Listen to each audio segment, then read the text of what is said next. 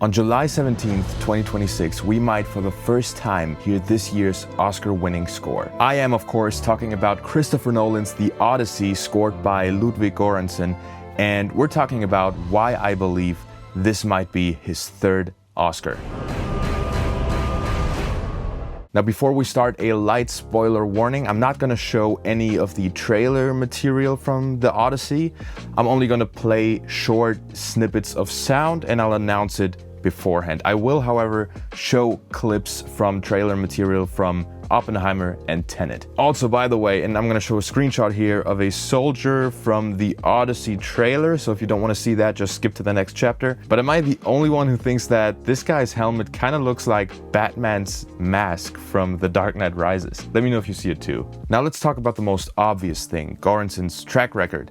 He's on a roll. Like last year, he won the Oscar for Best Score for Sinners, and his film that he did before this, which was Oppenheimer, he also won the Oscar for. The third time he won was in 2018 for Black Panther, so every single time he was nominated for Best Score, he won the Oscar, which already is kind of a crazy feat to achieve. But let's talk about another person's track record, Christopher Nolan. 4 of his last 7 films were nominated for Best Score, which kind of shows that he makes films that have potential for incredible scores. You have to remember, while a score's quality is not limited by the film is still guiding the score, and some films allow for much more creativity or emotional impact, for example, than others. I think especially on Christopher Nolan's films, the composers often have a lot of creative potential to work with. So Nolan's films have always produced the opportunity for amazing scores, and he's always made sure that he has a composer who could capitalize on that opportunity. Which brings me to my next point, which is that finding the right partner for a collaboration is essential. It's no coincidence that these Oscar winners seem to be so grateful to their directors, because they provide them with material that they can, with a good collaboration, turn into an Oscar-worthy piece of art. I want to thank Jean-Marc Vallée, our director. Thank you, Christopher Nolan and Matt Thomas, for inviting me on this incredible world. This dream, this vision of Ryan Coogler, and betting on a culture and betting on original ideas and original artistry.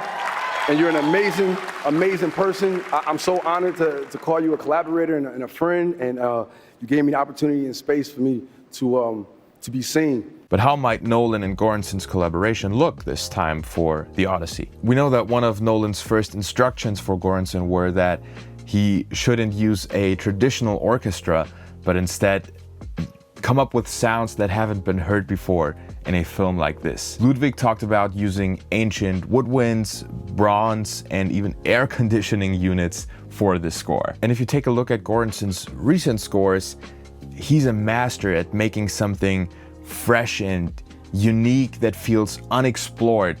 And I'm super excited to see what he will come up with this time. Take his last 2 films for Nolan, for example. Tenet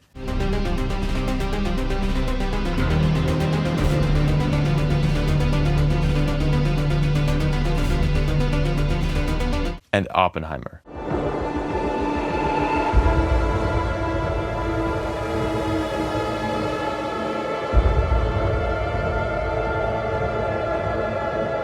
I still don't get why Tenet wasn't nominated for Best Score in 2020. I still think the Tenet soundtrack is a masterpiece. So we've heard some snippets of the music in trailers and stuff like that, and I don't know why, but this little piece of music here that you can hear in the background got me super excited.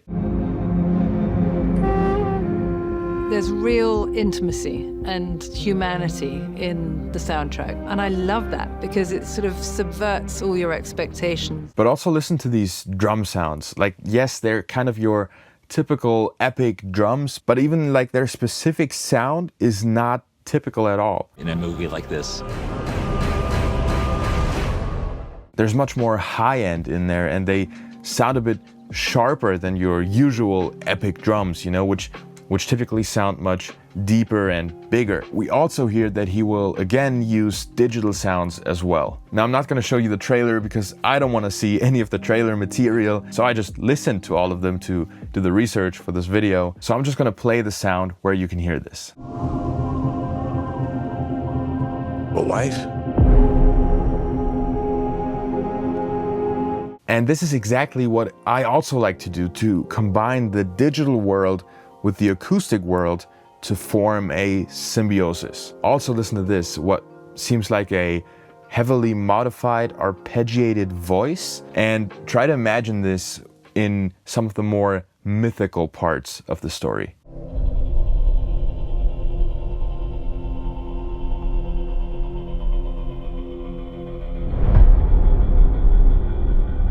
After years of war.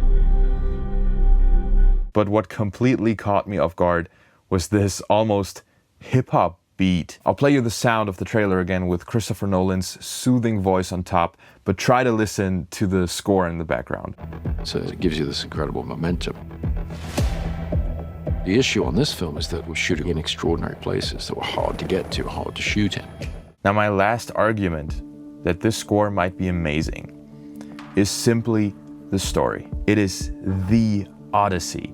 And everything we hear from actors or the crew or Christopher Nolan himself seems like the making of this film was a huge odyssey in of itself. Which, yes, of course, that's also just marketing, but given the combination of the source material and Christopher Nolan, I do believe it. Now there's only one question that remains. Are you excited for the score? And do you think it will live up to at least my very high expectations? Let me know in the comments, and I'll see you in the next one.